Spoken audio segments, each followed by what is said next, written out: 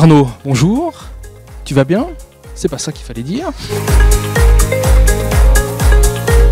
On va la refaire, c'est pas grave. Qu'est-ce que tu vas nous chanter aujourd'hui? Donc, est-ce que tu peux nous raconter ton parcours? Pourquoi est-ce que tu as choisi la boxe? Pourquoi pas un autre sport? Combien tu en fais? Qu'est-ce que tu donnes comme cours? Et jusqu'où tu voudrais aller dans la boxe finalement? Alors oui, j'ai choisi la boxe un peu par hasard, hein, une salle de boxe près de chez moi, l'envie d'essayer, et puis la passion m'a animé par rapport à la performance, par rapport à ce qui était proposé, un sport d'opposition. Et tu as commencé à quel âge du coup? J'ai commencé à 15 ans, moi, donc il y a une petite vingtaine d'années maintenant. J'ai commencé par le loisir, et puis petit à petit, avec l'entraînement, avec l'envie, on me suis approché de la compétition, j'ai fait un petit peu de compétition, et je suis passé depuis maintenant une petite dizaine d'années sur le côté coaching et entraînement. D'accord, donc là tu es le coach finalement du club d'Épernon, tout le monde te connaît. Qu'est-ce qui t'a amené à entraîner tout le monde, prendre en main ce club et puis finalement transmettre ta passion? Et à la base, un heureux hasard, hein, notre entraîneur est parti, il a fallu le remplacer. J'étais avec un autre adhérent le plus ancien, ça s'est fait assez naturellement, donc au départ en tâtonnant, et puis après en me formant forcément, parce qu'on a besoin aussi de savoir de quoi on parle en tant que coach. Donc j'ai passé un diplôme d'activité pugilistique, donc en française et en boxe anglaise, et ça me permet aujourd'hui d'avoir les connaissances suffisantes, avec toujours forcément une recherche toujours plus approfondie et détaillée vers la performance aussi bien que le bien-être sportif. D'accord, mais on ne fait pas que de la boxe finalement. Tu as dit boxe française, boxe anglaise, on fait d'autres choses ici. Évidemment, on essaye de varier les plaisirs. On a donc la boxe française, la boxe anglaise, que ce soit pour les tout petits. Et on a aussi des cours de renforcement musculaire, des groupes de course, des cours féminins. Voilà, on a essayé de rendre la pratique la plus large possible de manière à plaire au plus grand nombre. Et pouvoir se faire plaisir de manière différente. La boxe, c'est bien. Le reste, c'est sympa aussi. Mais tu parles de plaisir, mais il y a eu... alors moi, je suis très nul en boxe, hein, d'ailleurs, ça se voit. On a un vice-champion ou un champion d'Europe, quelque chose comme ça, dans les parages, là, oui? Effectivement, l'année dernière, on a un jeune en cadet qui a réussi à performer, donc qui a été champion de France dans un premier temps. Donc une belle performance sur le plan national, et qui a été sélectionné pour les championnats du monde et qui a fait vice-champion du monde l'année dernière. On n'en est pas peu fiers. C'était une belle performance. On est très contents pour lui, pour nous, pour tout le monde. C'était des belles sensations et des beaux souvenirs. D'accord. Est-ce qu'il y en a d'autres qui finalement arrivent à un niveau intéressant? Est-ce que le coaching je ne vais pas dire se limite parce que c'est un peu péjoratif, mais est-ce qu'on est en local ou alors on commence, à part cette exception, à monter un peu plus en régional, en national? Non, on est tout à fait sur le national aujourd'hui. On a fait, il y a très peu de temps, une finale de championnat de France Élite B. On a aussi un athlète qui a réussi à parvenir aux demi-finales du championnat de France. Et dans quelques semaines, on réintègre des championnats de France en série 2 également. Un championnat espoir chez les jeunes. Enfin, non, sur le plan national, oui. International, c'était un petit peu l'exception l'année dernière, mais qu'on essaiera de poursuivre et de renouveler le plus tôt possible. En fonction des résultats, d'accord. J'ai vu qu'il y avait du féminin également dans les compétitions. Il n'y a pas que du masculin, donc la boxe, c'est pas qu'un sport de bourrin là, finalement. Ah non, c'est loin d'être un sport de bourrin. C'est plutôt un sport très intellectuel avec une partie technique et tactique qui est vraiment prononcée. Aujourd'hui, c'est un sport qui plaît de plus en plus aux femmes. Elles ont bien compris tout l'intérêt gymnique de la pratique, forcément, et le côté ludique de l'opposition qui finalement plaît à tous. Il n'y a pas besoin d'être ni Hulk ni Wonder Woman pour arriver à pouvoir prendre du plaisir dans la boxe, que ce soit du loisir jusqu'à la compétition. On a des compétitrices féminines et toutes y retrouvent leur compte, aussi bien, je vous dis, sur le plan de la préparation que sur le plan du plaisir. On a une école qui est technique et tactique, donc on n'est pas dans l'opposition dure, c'est ouvert à tous, jeunes comme plus vieux, femmes comme hommes. Motivés avec un gros niveau sportif ou pas du tout, on essaye de plaire à tous sur les cours loisirs et de s'ouvrir au plus grand nombre. Et tout le monde y retrouve son compte. D'accord, mais ça, les parents ont très souvent peur de « je vais faire de la boxe, mon gamin fait de la boxe ». Non, c'est pas possible, c'est un sport de brute, il va revenir le nez ensanglanté, je vais pas le reconnaître, etc. C'est plus tout ça la boxe aujourd'hui, ou plus trop. Est-ce que ça l'a déjà été? Il y a beaucoup de fantasmes qui tournent autour de la boxe. Aujourd'hui, on a toute une pédagogie qui est construite fédéralement parlant. La fédération nous impose une pédagogie chez les jeunes, très ludique, beaucoup tourné autour du jeu. Donc on apprend la gestuelle de boxe, les règles de boxe à travers le jeu. Donc on n'est plus, ou on n'a jamais été en tout cas à ma connaissance, dans une opposition purement physique chez les jeunes. Au contraire, hein, on essaye de respecter l'intégrité physique de chacun, notamment chez les jeunes, et on travaille sur une partie assaut. Donc pour faire très court et pour vous expliquer, on a deux façons de boxer, donc en boxe française ou même en boxe anglaise d'ailleurs.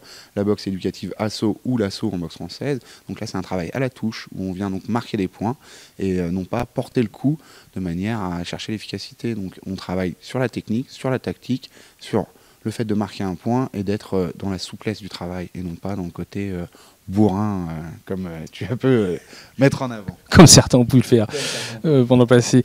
On va pas parler de date, mais admettons dans 10 ans, où est-ce que tu vois le club? On est à un niveau intéressant, régional, il y a eu un finaliste en national, il y a eu des choses internationales, très bien. Dans 10 ans, quel est l'objectif du club finalement?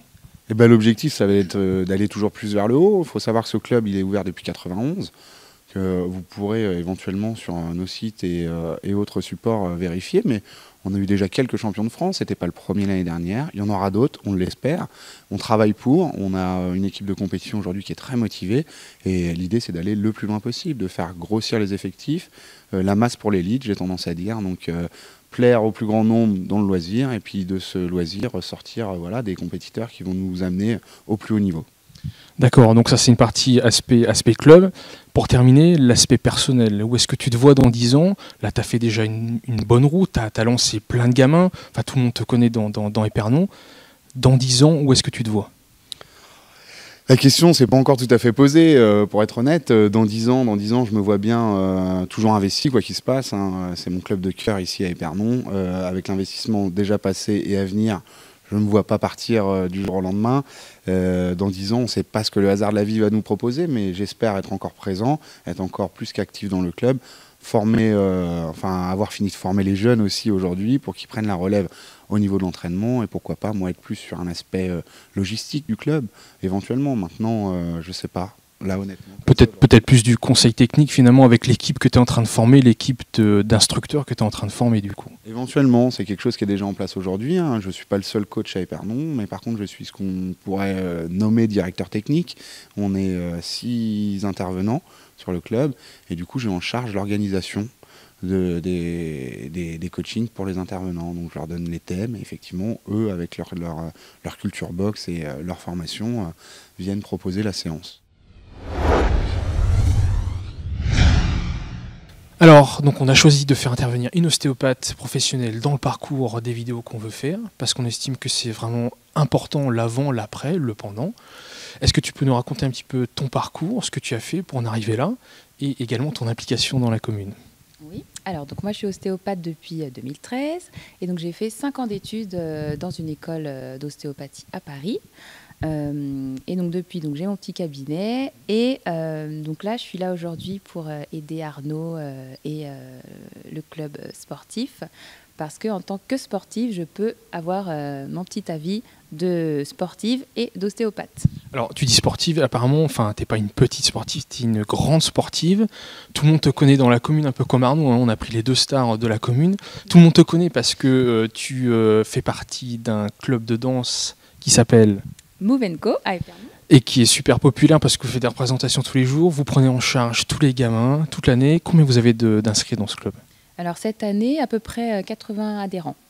D'accord, et vous vous limitez parce que sinon vous n'avez pas assez de monde pour encadrer, c'est ça? Limite parce qu'on n'est pas assez de bénévoles qui font les cours de danse et puis la salle ne peut pas s'élargir.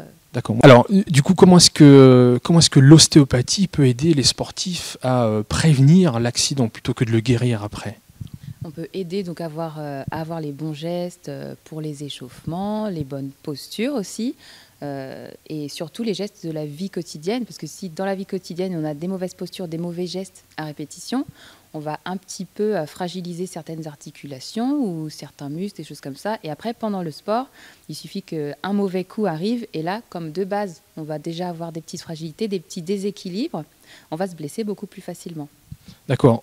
On a sauté juste une étape, l'ostéopathie pour la plupart des gens, ou pour une fraction de la population, ils ne savent pas du tout ce que c'est. Est-ce que tu peux nous dire en 3 mots ce que c'est que l'ostéopathie finalement? Alors, l'ostéopathie, c'est vraiment traiter la structure globale du corps pour tout remettre en équilibre, que tout fonctionne en harmonie. Très bien, d'accord. Et donc j'ai oublié une grosse partie. On a parlé de Move & Co. Donc ça, on a traité l'ostéopathie. On a parlé de Move & Co. Mais toi, tu es également une sportive de combat. Donc là, tu es en plein dans ton élément. C'est ça. Donc moi, je suis inscrite au taekwondo depuis plus de 10 ans. D'accord. Donc la sportive accomplie, ostéopathe, elle traite, prend en charge les gamins toute l'année, de la danse. Ok, génial. Elle va se marier dans très peu. C'est mort, hein, laissez tomber.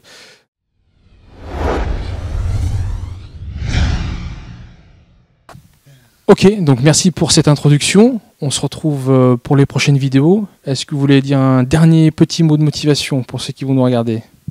Bah oui, venez nous retrouver sur les prochaines vidéos. On essaiera d'aborder le pourquoi du comment. Alors aujourd'hui, on se retrouve avec ostéo, coach. Le principe, c'est aussi de partager les savoirs, de proposer quelque chose qui va vous permettre, avant, pendant, après les séances et dans un aspect de prévention, de vous sentir mieux dans votre état d'être et dans votre corps.